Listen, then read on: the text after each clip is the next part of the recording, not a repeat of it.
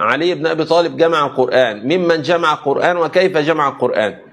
من الرقاع والصحف التي كانت موجودة عنده. يعني هو مش حافظه يعني مثلا؟ حافظ وفي بعضه مكتوب. ازاي يعني هو مش حافظ المكتوب؟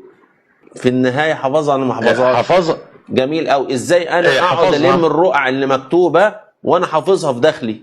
يعني تريقة مش راكبة يعني بصراحة. هو يعني بعد ما حفظها ما هو معقول يعني يلغيها، كانت موجودة عنده بس هو حافظها. ايوه حافظها، بس بيجمعها ليه تاني؟ انا دلوقتي حافظ القرآن الكريم صم، ليه اروح اجمع الرقعة تاني؟ عشان يتأكد. يتأكد. الله اكبر، ضاعت العصمة. ايه. ضاعت العصمة يا بشر، ضاعت العصمة. اوفين مش اوف والله هاي ما واحد. خطر على بالي يا شيخ. ضيعت العصمة يا باشا، انت هتمصمص. ضاعت العصمة، ضيعتها في كلمة. يا ابني دينكم مش مستقيم والله.